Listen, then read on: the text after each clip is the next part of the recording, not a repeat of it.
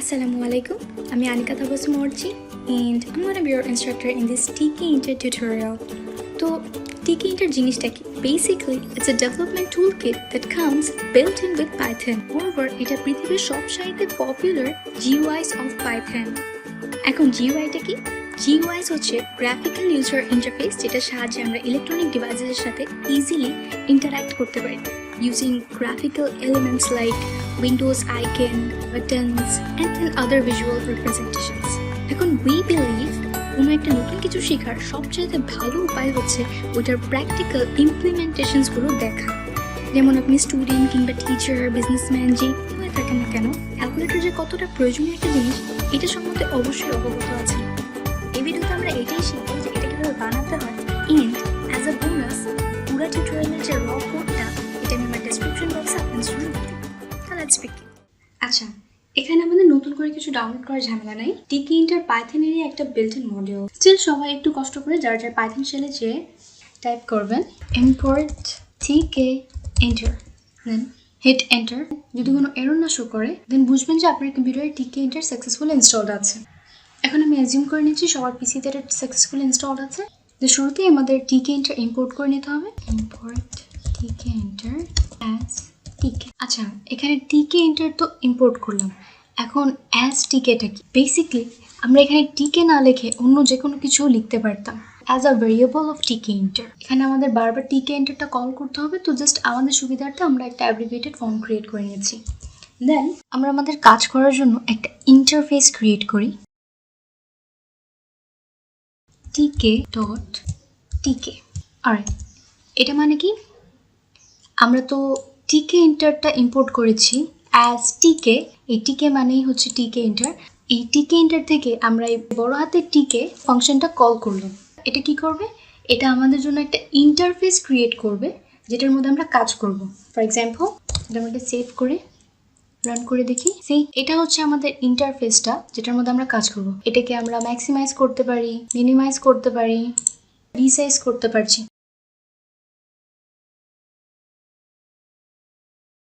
এখন ও যে সাইজটা শো করলো এটা তো আমাদের ডিজায়ারেবল না, আবার এই টাইটেলটাও আমরা চেঞ্জ করতে চাচ্ছি। তো এগুলো এখন আমরা মডিফাই করব।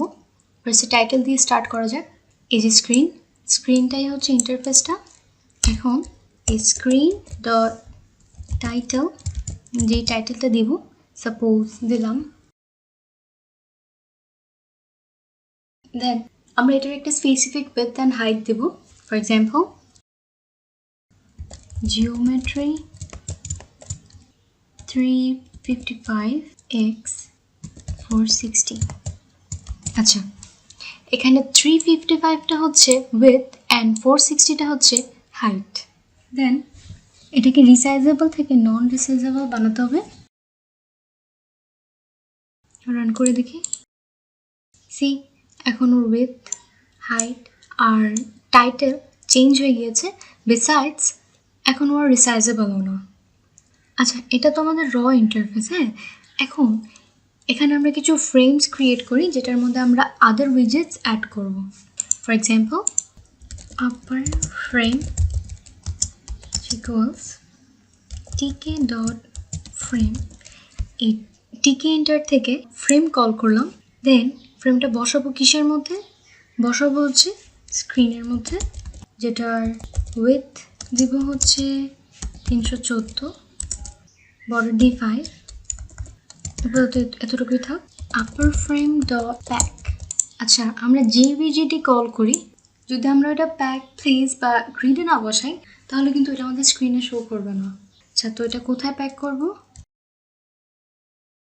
দেন আমরা একটা ইনপুট ফিল্ড ক্রিয়েট করব যেটার মধ্যে আমরা ইউজার থেকে ইনপুট নেব। যেমন ইনপুট ফ্রেম ইকুয়ালস এন্ট্রি। এই এন্ট্রি ফাংশন থেকে হচ্ছে আমরা ইউজার থেকে ইনপুট নিই। এন্ট্রি ফাংশনটা কোথায় বসাবো? সেটা হচ্ছে আমরা আপার ফ্রেমে বসাবো। আর আপার ফ্রেমটা কোথায় বসবে? ও হচ্ছে স্ক্রিনের মধ্যে বসবে। ফার্স্টে একটু কনফিউজিং লাগতে পারে, এটা একটু ঠান্ডা মাথায় ভেবে দেখলে বুঝে যাবে। ফন্ট দিব হচ্ছে, ফন্ট সাইজ হবে হচ্ছে, এটা আমি আমার প্রেফারেন্স অনুযায়ী দিয়েছি, আপনারা চাইলে কাস্টমাইজ করে নিতে পারেন। এটার ব্যাকগ্রাউন্ড দিব হচ্ছে পাউডার ব্লু আর বর্ডার দিব হচ্ছে 5 insert with 6 input frame dot grid. আচ্ছা, একটু আগে আমরা প্যাক সম্বন্ধে জানলাম, এটা দিয়ে আমরা লেফট রাইট টপ বটম এরকমভাবে প্যাক করতে পারি, বাট এই গ্রিডের থ্রু আমরা রো আর কলাম ওয়াইজ বসাতে পারি। যেমন এখানে দেব হচ্ছে রো ইকুয়ালস 0 কলাম 0, যেহেতু আমরা ফার্স্ট রো আর কলামটাই চাই। আর দেখি কি হয়। আচ্ছা, এখানে টিকে ইন্টার থেকে আমি এন্ট্রি কল করছি, তো এটা টিকে দিতে হবে। সি, এখানে একটা এন্ট্রি বক্স ক্রিয়েট হয়ে গিয়েছে, বাট এটা পুরোটা ফিল করছে না। আমি চাচ্ছি এটা পুরোটা ফিল করুক। তো এটাকে পুরোটা ফিল করানোর জন্য এখানে একটা উইথ দিই।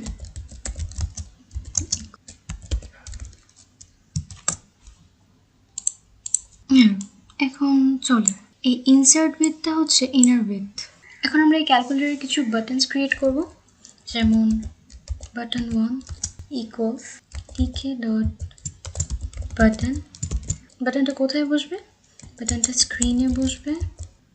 বর্ডার দিব হচ্ছে 4, ব্যাকগ্রাউন্ড দিলাম হোয়াইট, যেহেতু এটা আমার ফেভারিট কালার। দেন বাটনের টেক্সট হবে হচ্ছে 1 আর ফন্ট হবে হচ্ছে, আচ্ছা এখন এই ক্ষেত্রে প্লেস ইউজ করবো, এটা আমার জন্য সুবিধা। আপনি চাইলে রো কলাম ইউজ করতে পারেন, বাট আমার জন্য প্লেসটা সুবিধা, সো আমি ইউজিং প্লেস। প্লেসে কী করবো? এক্স আর ওয়াই কোঅর্ডিনেটসটা দেব। ফর এক্সাম্পল সি, একটা বাটন ক্রিয়েট হয়ে গিয়েছে, বাট এই বাটনটার সাইজ অনেক ছোট, so let's increase it. Pad X equals 15, pad Y equals 15 as well. Then save it and run. C, এবার কিন্তু আমাদের বাটনের উইডথ আর হাইটটা বড় হয়ে গিয়েছে। এখন আমি একটু স্পিড আপ করবো, কাজ আমাদের এখানে আর নতুন কিছু দেখানো নাই এক্সেপ্ট এই এক্স আর ওয়াই এর কোঅর্ডিনেটসটা আর এই টেক্সটের ভ্যালুগুলো।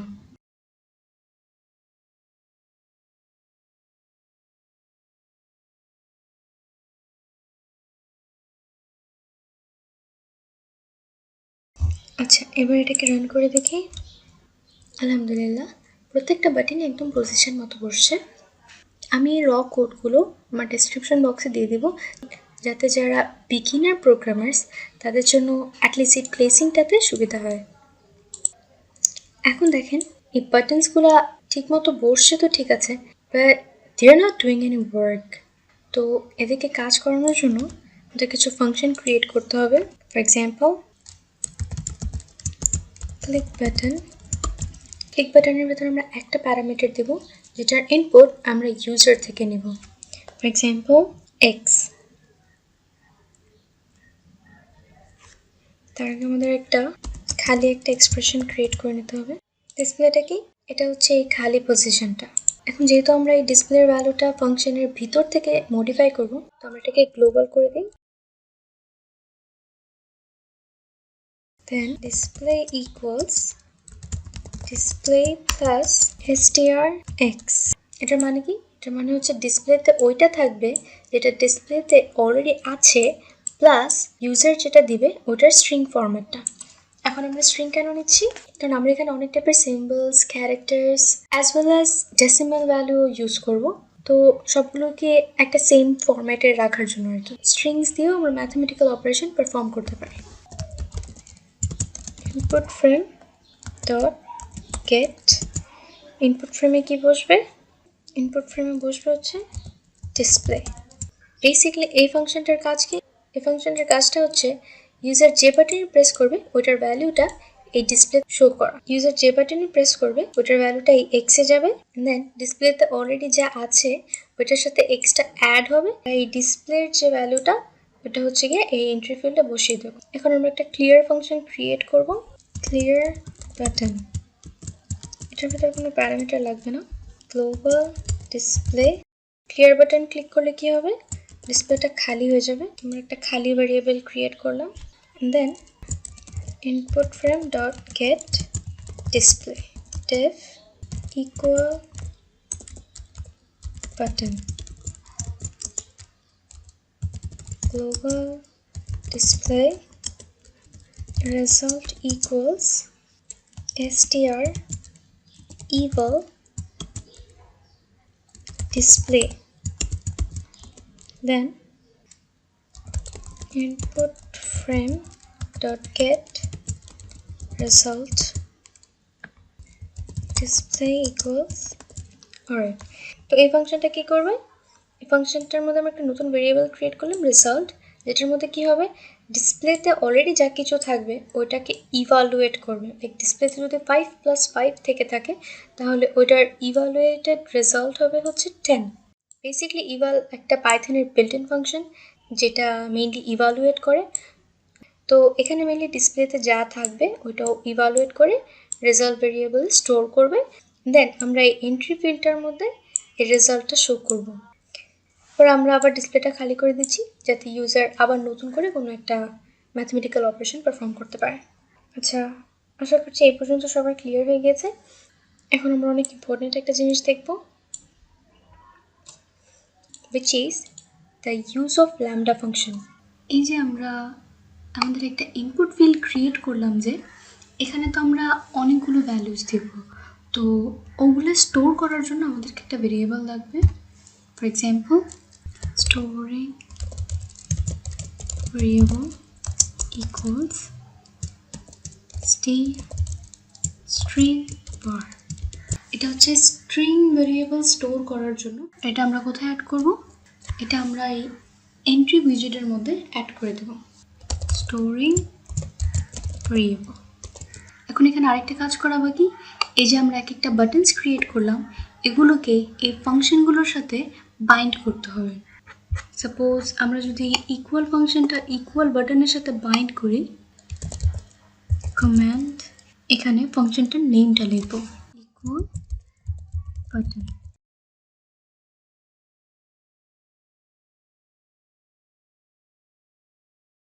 ইকুয়াল বাটন আর ক্লিয়ার বাটন তো অ্যাড করে দিলাম, বাট এই যে বাকি যে বাটনসগুলো আছে এগুলোকে বাইন্ড করার জন্য আমাদের নতুন একটা ফাংশনের প্রয়োজন পড়বে, which is known as the lambda function।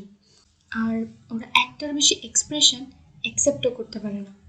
এখন আমরা এখানে ল্যামডা ফাংশনটা কেন ইউজ করব, এর কারণটা হচ্ছে, এর কারণটা আমি কিছুক্ষণের মধ্যে বোঝাচ্ছি। আচ্ছা, তো এখানে কি হচ্ছে, এখানে এই ক্লিক বাটন ফাংশনটার ভিতরে যে ভ্যালুটা দিয়েছি 1, এটা কি করছে, এটা এই ক্লিক বাটন ফাংশনের এক্স এর ভিতর চলে যাচ্ছে, এক্স এর ভিতর চলে যাচ্ছে। দেন এই যে ডিসপ্লেতে অলরেডি যাই আছে ওইটার সাথে অ্যাড হয়ে যাচ্ছে, অ্যান্ড ওইটাকে আমাদের ওই ইনপুট ফিল্ডের মধ্যে সেট করে দিচ্ছে। আচ্ছা, তো এখানে ল্যামডার কি প্রয়োজন ছিল, খেয়াল করে দেখেন, আমরা যদি প্রোগ্রামটা রান করি,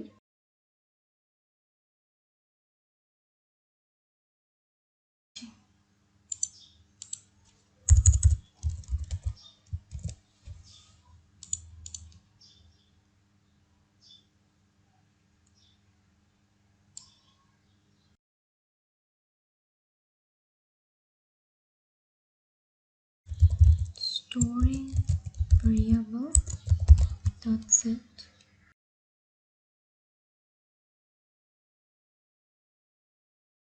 এখানে কি হচ্ছে, আচ্ছা সাপোজ আমরা যখন এই যে 1টা ক্লিক করছি, হ্যাঁ এটা কোথায় যাচ্ছে, এটা হচ্ছে ক্লিক বাটন ফাংশনের এই এক্সে যাচ্ছে, এক্স প্যারামিটারে যাচ্ছে। ইনিশিয়ালি কিন্তু ডিসপ্লেটা খালি থাকে, যখন আমরা এক্স প্যারামিটারটা দিচ্ছি আর যেহেতু আমরা ডিসপ্লেটা মডিফাই করব তাই এটাকে আমরা গ্লোবাল ভেরিয়েবল হিসেবে ডিক্লেয়ার করে দিচ্ছি। দেন ডিসপ্লেতে অলরেডি কিছু থেকে থাক যাই থাক ওইটার সাথে আমাদের এই এক্স অ্যাড হয়ে যাবে, অ্যান্ড দেন আমাদের যে এন্ট্রি ভিজিটটা আছে ওটার মধ্যে আমরা এই ভ্যালুটাকে সেট করে দিলাম। তো এই ফাংশনটার বেসিক কাজ হচ্ছে ইউজার বাটনসে যেটা যেটাই ক্লিক করবে ওইটা জাস্ট শো করা। এখন একটা জিনিস দেখেন, আমরা কিন্তু প্যারামিটার একটা নিয়েছি, বাট ডিসপ্লেতে কিন্তু আমরা জাস্ট একটা জিনিস শো করবো না। ফর এক্সাম্পল 5+5 ইভালুয়েট করবো, এখানে কিন্তু 3টা ইনপুট আর 3টাকে আমরা আলাদা আলাদাভাবে ট্রিট করতে চাই, 3টার জন্যই আমরা চাই যে এই ফাংশনটা রান করুক। এই জন্য আমরা ল্যামডা ফাংশনটা ইউজ করছি, যেটা টেম্পোরারি আরেকটা ফাংশন ক্রিয়েট করছে যেটা প্রত্যেকটা ক্লিককে আলাদা আলাদাভাবে ট্রিট করবে। তো এখানে আমি একটু স্পিড আপ করছি কারণ এখানে নতুন কিছু বলার নেই। 5 plus 5 আলহামদুলিল্লাহ। ওকে ভার্সন কি ভুল হয়েছে? ভেরিয়েবল 5 plus 5 10 ক্লিয়ার করে দিই। গো আলহামদুলিল্লাহ।